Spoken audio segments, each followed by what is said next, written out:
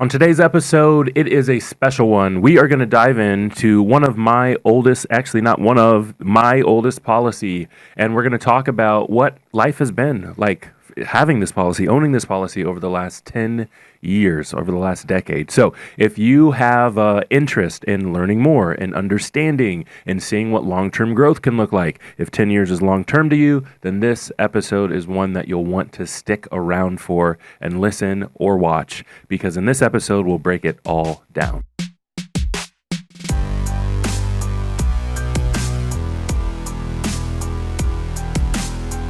Well, congratulations, first off. Hey, thank you. Yeah. So how old were you 10 years ago? Oh, man, I guess if I'm 33 now, I guess I was 23 then. 23. Well, is that how math works? The math is mathin', my go. boy. So congratulations. We have celebrated 10 years for my first policy just a couple of episodes back. So head on back and get to that one if you haven't. But congratulations, Jonah. Let's dive right in. Term insurance, a type of life insurance product that pays a guaranteed death benefit within a certain time frame, typically up to 30 years, 5, 10, 15, 20, 30 years. This is temporary insurance. It's like renting. When the lease is up and you move out, you've lived long enough to beat the odds. There's no ownership or equity. Okay, Jeremiah, we're going to look at my policy illustrations here. So if you are listening to us out there in podcast land on your favorite podcast streaming app, this one may be one you want to jump over to our YouTube channel. That's at The Banking Bros, in order to see some of the visuals that we've got going on today. And the reason for it is because I've got some policy values that I kind of want to talk and walk through. And so what I've actually done, Jeremiah, is I've asked the insurance company to send me my policy illustration. Okay. So I've got an original illustration. Now, 10 years ago, they weren't doing as many things online. And so that original illustration is in my file cabinet at home. It's paperwork, right? Yep. It's a binder. It came in a nice, like, I remember those days. not manila, but it's like a branded folder, and it had like a clear sleeve on it. Okay. And it said something fancy on the front page. Right, like and the name of the company? Yeah. And it's been in my file cabinet for a decade. Right. I thought I needed to keep it. This is important. You did. And Sure. now we need it, and you've left it at home in this particular morning. Right. But what I'll do is I'll right. scan it and then have it on digitally, and I'll throw the thing out of my file cabinet because I don't actually need that. Also, at the beginning, 10 years ago, I didn't realize how what you do every day, what you can do month to month or year to year in the policy can impact and change the values. Neither did I, right. So I'm sure 10 years ago when I was looking at this paperwork, I'm thinking to myself, oh, this is surely I need this so I can figure out how much money I'll have at retirement or something. I remember us doing that, and we came up with some bogus ideas. Some crazy math based on I'm feeling a lot more comfortable about what I know about the policy 10 years later. Okay, so tell us why you chose the premium amounts. Tell us the company. Just remind us of the kind of facets that put this policy on paper for you. What were you going for? Yeah, so what I can remember from a decade ago is that I really wanted to get started, but I was green, if you relate to that at home. Green to the information, green to the know-how, green to the process, but I really wanted to get started. So I believe I attempted to start the first policy with $10,000 of premium, and I got cold feet. Actually, during the underwriting process, and changed to $5,000 of premium. And I don't know if it's true to say I got cold feet, or maybe I just didn't have that money, because at 23 years old, I had a job, but I was like really right out of school working, and so I didn't have a bunch of money. Remind me of your family situation at that time. Yeah, so I'm engaged at that time. Yep. And so have a wedding to plan, want to get married, we want kids, that sort of thing.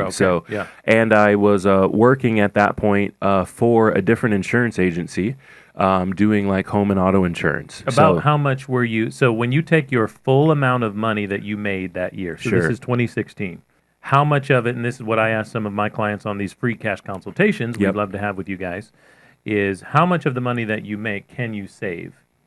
So about how much money in 2016 were you making at your job, would you say? So 10,000 or 5,000 would have been about what percentage? Yeah, so you know what's funny about that? Since I'm on the computer with all the documents, I thought, let me go look. Okay. And I believe, according to my tax return in 2016, I think I made $60,000. Okay, I see that. Okay, $60,000. So $10,000 is a lot of percentage. Yeah, a lot of percentage. That's almost, it's just shy of 20%. It's probably 16, 17, 18%, somewhere in there. Someone who can do math better than me, go check me on that. Okay. But so this was a significant, now did you have money saved up in places at this time, or did you use cash that was coming in to pay for this? Yeah, if I'm remembering correctly, I had not all $5,000 saved up. I think I had like $3,000 saved, and then thought to myself, I'll have to come up with 2 more by the time they ask for this payment, right? And so if I remember correctly, I don't exactly remember what my financial situation was right at the time, but I surely had a few dollars saved. But I can definitely remember changing my premium from $10,000 to $5,000 during the underwriting process, because it was like, I can't get there. I don't have it. And I promise you, you were nervous to tell your coach that at the time. Sure. Yeah. Because we were both. Now, I did $10,000, but I actually cashed out my qualified plan. Right, which is funny that you say that, because that's what I did to start policy number 2. Okay. But policy number 1, I wasn't thinking there yet. Okay. I remember we were on that call together, so we were starting together, which is why I know I did 10. Like, we were doing 10. Oh, yeah. Through the same company. Right. We both I ended up 10, getting... And you told me that I had to start, because I was like, I need to wait a year. I didn't have 10. It was one of those situations, though, where we were nervous because some of the values and numbers and the way that they were talking to us about getting started, it just didn't seem like it was for us. Like, you can do it, but it's for someone who's got a little more maybe than you. And so we were nervous about saying 10, and so I'm sure that I was just like, 10. And then I got a little bit into the process. So about and that 10 I mentioned. Y'all remember that? Again, one of the things... That was my brother's number. My number, the way my account is set One of the things that you'll notice is my insurance policy is through a company called Security Mutual Life, and that was not where you got your first policy from. If you remember a few episodes ago, you should go back and listen or watch if you'd like to. Your first policy was through a company called Emeritus Life Insurance Company. Is that right? That's correct. Yeah, so we were applied for through the same company, but I actually ended up getting denied through Emeritus because I had a driving record thing that I didn't know about. So my underwriting process took a month longer, basically. Right, yeah. And in that month longer was when I, came to terms with, I can only do 5,000. You're not going to get it from me if you're asking for 10. Even though I said it. So it's going to overdraft. First off, ladies and gentlemen, if you're a person who can save around this amount of money, that's what we would suggest. So if you do not have this type of money and you are a check-to-check type of person, you may need to be on a savings plan on a personal level before you get started. So these numbers are arbitrary because they were what we could do, but we also want to encourage you to be good at saving, putting it in the right place in the first place. So, that's it. Jonah, jump in and show us some numbers, man. Yeah, so if you're watching on YouTube, you'll see it. If you're listening to us, I'll explain. So what I'm looking at right now is a policy illustration from my oldest policy. This thing was issued back on May 3rd of 2016, okay? So literally 10 years ago. And this policy illustration I'm looking at is from the 3rd policy year. The reason for that is, like I mentioned earlier in the episode, the original policy illustration is on paper in my file cabinet. I thought I had a digital copy, but I haven't converted it to digital yet. But it's okay. You're still going to understand what we're doing here. I want to focus for right now on the tabular detail and the guaranteed values of this policy document. And there's a few things that I want to point out. The first thing you'll see is that my contracted premium is $5,000. We've talked about that a little in this episode already. $5,000. It's been like that for 10 years. It's still like that. And in fact, I recently paid this policy premium. It's due, obviously, now because it's May, but I recently paid it. I paid it a little early, like 1 or 2 weeks early. I paid this policy premium. Okay, here's the second thing I want to talk to you about, which is the total death benefit. This is really fun.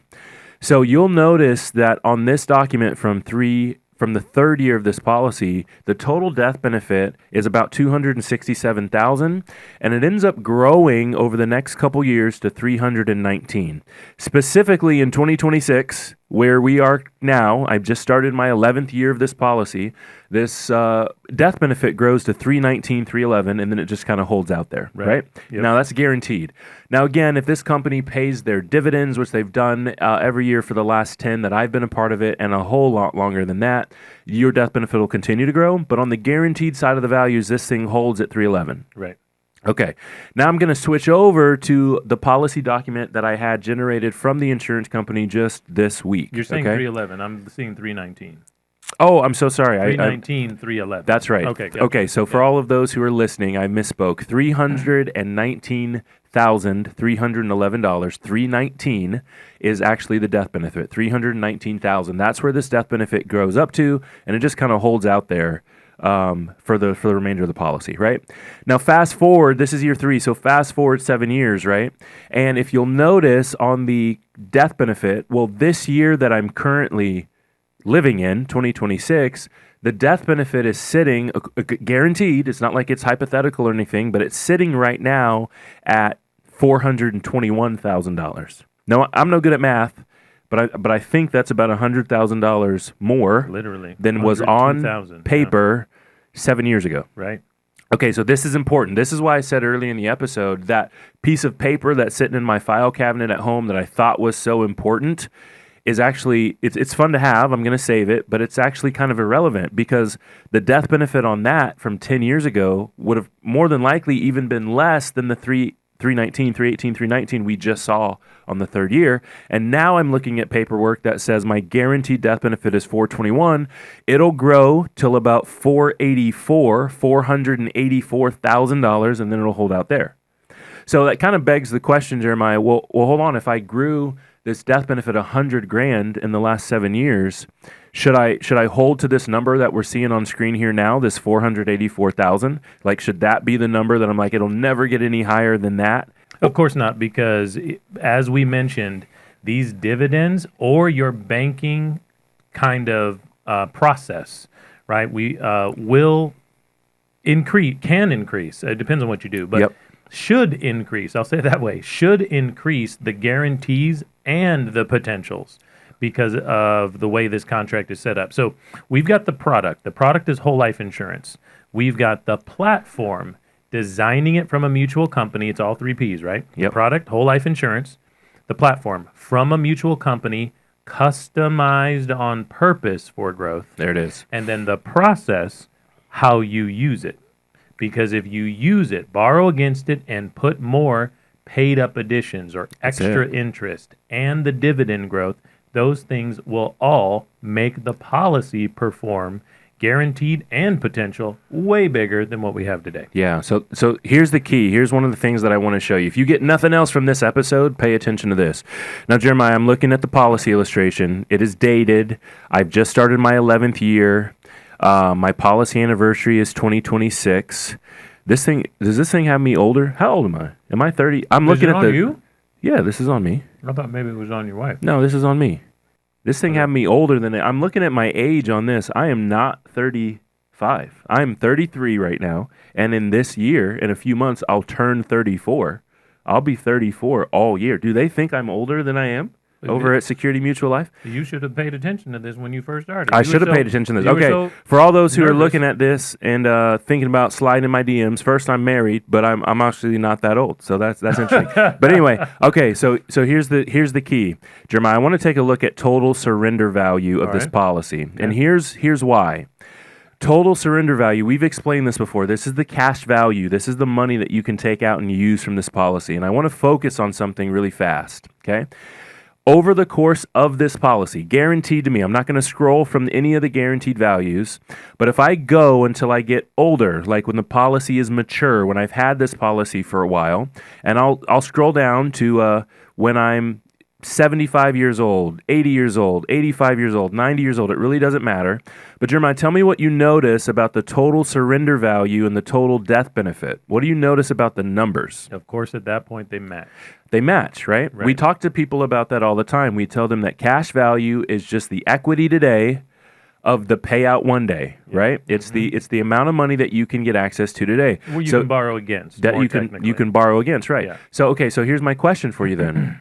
If from illustration number 1 that we showed in this episode and the illustration we're looking at today, that guaranteed death benefit grew by $100,000, have I not purchased in the last 7 years the actions that I did, the money that I put in or took out, whatever I did in this policy, have I not purchased for myself and my family an extra $100,000? That's exactly. Either I get it right because I'm old and happy and healthy and everybody's here and I get the money, or I pass away and my family gets it. Right. But regardless, it's guaranteed to me and I get it. Does that make sense? That is correct. You've bought that money. I've bought it. Yes. And that's what a lot of people miss. Now they assume that I spent a lot of money to buy it or something, right? Well, how much did that extra $100,000 cost you?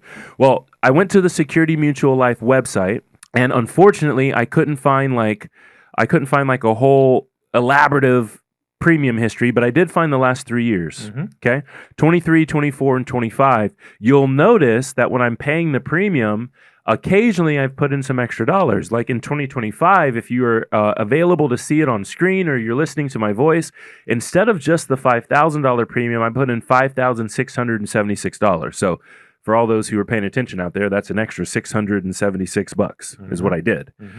But doing actions like that is what has afforded the policy to grow the extra 100,000, right? I've done that occasionally over the last 7 years, the last 10 years, and my policy has grown by that much. Now, not only that, look at the difference so that's 100,000 like this year, right? But look at the difference between what this policy would grow to. 319 originally at the third year and 484 now. I'm no good at math again, but is that 150, 160 $1,000 of difference that I get, my family gets, somebody gets, that's guaranteed, it's contractually obligated to me and what I've got. Okay, here's where it gets even more fun. My contract premium, Jeremiah, is $5,000. We've seen that a bunch. It's on the paperwork. You can see it in my policy payment history, my premium history. Right. It's $5,000. Yeah. Right? Okay, let's take a look at the total surrender value in the third policy year, the anniversary, the paperwork that I got back in 2019, 3 years into the policy. Okay. Yep. And let's take a look at like some of the growth in this policy, okay? We need to look at total surrender value. Total surrender value. Okay, Jeremiah, let's take a look at 2026. So the first thing you'll notice about 2026 is instead of putting in 5,000, they were only expecting 2, right? So even though the paperwork says 2, I've got the ability to put in more. Is that right? Okay, so all those who are paying attention or listening at home, just because it says 2 on your paperwork, it's your policy. You can actually do what you want. You're in control of this thing. We've customized it on purpose for the ability to put in extra paid-up additions, extra money, extra premium to make everything grow bigger and faster. There it is. Okay, so I put in 2 according to the paperwork from 2019. The policy then, the total surrender value would grow from $32,000 to $34,800. Again, that one's pretty easy. So that would be $2,800. Yes. Right? I put into the policy grows from $32,000 to $32,800, which is a difference of $2,800. $34,800. $2,800. That's what's guaranteed. Yep. Right? Let's see what actually happened this year. Now, first things first is I put in more than $2,000. I put in 5. Right? Second thing is, let's take a look at how my cash value is growing currently. $55,600 to $62,100. Now, again, I'm no good at math. I don't have the calculator up, but is that $6,500? $6,500. You put in 5,000. It grew by $6,500. Guaranteed to me. Guaranteed. Without dividends. Without dividends. And this policy and this company's been doing dividends forever, right? Yeah. That's what's guaranteed, and that's just going to continue to happen. Look what happens when I change to $2,000. Now, on the policy illustration from 2019, at $2,000, the first year that happened, the policy grew by $2,800, right? But now when I switch to $2,000, what's the difference between $95,400 and $100,400? So literally $5,000. Literally $5,000 when I switch to $2,000. Tell me, for those of you out there who are considering this, who think it's a little confusing maybe, who are paying attention because they like us, but they haven't started yet or they don't understand how to use it, tell me what other financial plan or program out there will give you paperwork. This thing is dated, guys. This is dated currently. Let's see if I can find when they made this for me. I'm sure it's on this paperwork. I've got the policy date here, 16, the policy anniversary. You can see that just passed when you're looking at this. So this is the current one they gave you this past week. Yeah, here it is. Oh, yeah. Prepared on 4/20/2026, so just a few weeks ago. Tell me what other financial instrument you can use that will literally have a page of values listed that are guaranteed to you. The insurance company will back that up. You can call them and ask them. You can get letters sent to you saying it's guaranteed to you. That literally says if you give or put $2,000 into this plan or program, they'll turn around and give you back $5,000 guaranteed. Income tax free? Income tax free. I'm no good at math again, but is that 220%, 230%, Right. something like that? And remember that there's no application process to get this money. This No is a credit guarantee- check? No credit check. This is private and cannot be taken from you, sued, litigated away from you in most states for any reason. It's life insurance. So that's why we store, S-T-O-R-E. We did not invest. That we didn't say that this entire episode. We keep, K-E-E-P, and we put, P-U-T, those dollars that we have inside these types of instruments over and over and over again because the guarantees, the growth, and the cash flow. That's it. The only regret I've got over the last 10 years is I wish I would have put in $10,000 to start. Jonah, let's play a game. The New York Money Mindset game. What I've done here is I've compiled a few questions surrounding the 10-year anniversary of your policy from Security Mutual Life Insurance Company of New York. Okay. I feel good. Okay. Are you ready? I don't know much about New York, but I don't know where the game. I normally don't know where the games are going. So, Right. But I do feel. And we like it that way. I do feel fine. Yes. Okay. I'm ready. This one is a multiple choice. Okay. So I'll give you the multiple choice question. I'll give you a couple of options, and you tell me. You've got to get 4 out of 5, I think. You got to get an 80% on this one to win. Okay. Okay. If you are correct, you will hear the cha-ching, of course. And if you are wrong, that's what you got. Are you ready? Ready. Okay. What city is Security Mutual Life Insurance Company of New York headquartered in? Yeah, that's a good one. I don't know the answer, but I think I could have. I could have. They're a mutually owned company, so every year I get a letter that says I can show up to the meeting if I want to. Yeah. I don't go. I went to a credit union meeting last week myself, and I did some content around that, trying to help our constituents out there and prospects understand that you decide, as they say at the election time. You decide. But man, I feel like I should know this. I really don't know the answer, but I'm going to go with Albany. Okay. First off, that's one wrong. Okay. And second, because this is multiple choice, and I told you I'd give you the answer. I didn't Would know. you I like didn't hear them? that. I didn't hear the. You 100% heard it. No, I didn't hear multiple choice. I was gonna let you go. Let's redo, folks. I'm Okay. ready now. All right. So I'll give you 3 in this particular one. A, New York City. Yep. B, Buffalo. Yep. C, Binghamton. Binghamton. Final answer. That is correct. All right. Very good. You got it. I knew it wasn't New York City, and when you said Buffalo, that couldn't have been it. So yeah, I had to. That's why I guessed Albany. I was like, I know it's not one of the popular ones, which is why I guessed that. Albany is the capital, right? Yeah, but you it's not never that hear popular. about that, right? That's what I'm saying. So that's why I guessed. Shout out to anybody up there. Let us know in the comments, in the chat, if you've ever even been to Albany, New York. Question number 2: what year was the company founded? Oof, that one's gonna be way tough. Oh, multiple choice. Forgot. I was gonna let you go with it again. Forgot it was multiple choice again. I'm ready. Okay. A, 1886. Sounded pretty promising. B, 1896. Doesn't help. C, 1906. You know what? I'm going to go with 1906 for SML. That is incorrect. 96, wasn't it? 86. Wow. 1886 is the correct answer. Okay, so you're 1 for 2 at this point. Okay. And recall the importance of this is that these companies are super old that we're dealing with. So these are super financially solvent and stable. This is something I tell people all the time. So I was born in 84. We've done some quizzes and some like fun trivia around that. Yep. In 1984. And I was like, look, in 1884, you could have got a contract from this company. Super old. So I say, like, if you're one of those 80s babies, 70s babies, these companies are super old. Okay, so 1886. 1880s. Da-da-da. Yes. JK. Okay, you're also very taller than me right now, so I had to lift this chair up a little bit. Yeah. Question number 3. What type of company is it? Is it A, a stock company, or B, a mutual company? That's going to be B. Mutually owned. It's in the name. Security Mutual Life. That's why I get the letters saying I could go to the annual meetings. That's why I get dividends each and every year. And You know what we should do? We should do like a dividend comparison. That'd be fun, right?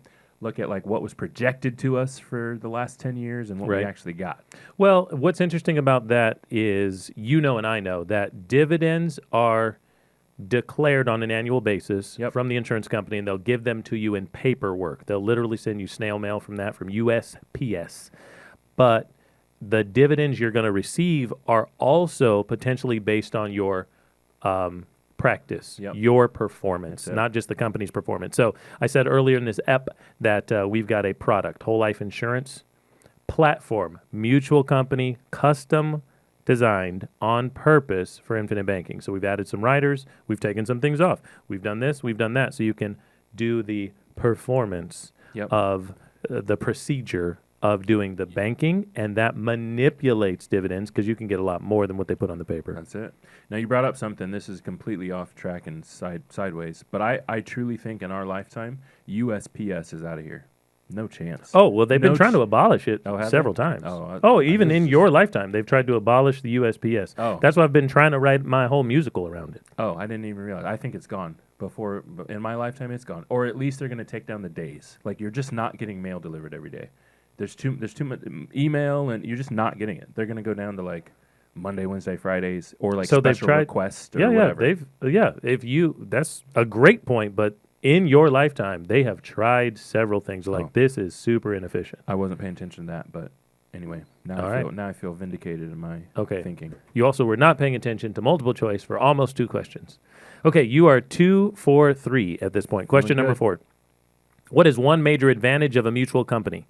A, quarterly profit pressures, or B, long-term stability focus? B, long-term stability focus is correct. Okay, so why is that important? Why is quarterly profit pressures not an advantage in a mutual company situation? Yeah, I mean, if you've got quarterly profit pressures, a lot of times that's pressure to shareholders, pressure to stockholders, pressure to investors, pressure to founders, pressure to executive teams, right? And so what ends up happening a lot of times in those companies is they make decisions that are not for the best of the consumer. They make decisions that are best for the company, the organization, those people, because they have to make money, right? And so what ends up happening is if you're with those companies long term, like just the decisions like over and over, they're just not for you. You know what I mean? And that doesn't happen with a mutual company. And so the adverse of that, of course, is the decisions are made for you. That's why these companies have been around so long. They're profitable and they have such long-term focus, and so you get invited and all that fun stuff. So yeah, that's my kind of 2 cents on that. That is exactly right. I love that answer. Question number 5, the last one. You are currently on track, sir. Okay. You got to get this one right to win the quiz for the New York Money Mindset Quiz, celebrating your 10-year anniversary. Here it is. Which of these products does the Security Mutual Life Insurance Company offer? Okay. Life insurance, annuities, disability income, all of the above. Ooh, okay, so life insurance and annuities are going to be for sure. And so therefore, I think the answer is all of the above. I don't know specifically that they do disability income, but they're an insurance carrier, so they more than likely do. Disability income is super important. I'm going with all the above as a final answer. That is correct, sir. You are a winner. You did it. Whoops. How about that one? Without getting car crash. Without getting a car crash and needing disability income. So if you don't know what disability income, disability insurance is and the income that you get for that, that's a very important one. We've talked about it once or twice. I carry disability insurance in the event that after day 90 I can still no longer work because I was in that car crash that I accidentally hit the button for. That income can still come in until I'm 65. Yeah, nice. So disability income is what it's all about. And Security Mutual has got your back since 1886, Jonah. Congratulations. Thank you. If you enjoyed this episode, you are going to love our next episode. We have a special guest joining us. It is Anthony Rushing, and he comes from a company and a partner of ours here at the Cash Compound called First Lien HELOC. Now, First Lien HELOCs are not for everyone, but if you're in a position where your primary focus may be to pay down debt or to pay off your mortgage a little bit faster than traditionally, you have got to stay tuned for the next episode. So subscribe to our podcast, follow us. You can find links, everything that you need to this episode in the show notes, and we cannot wait to see you on the next one.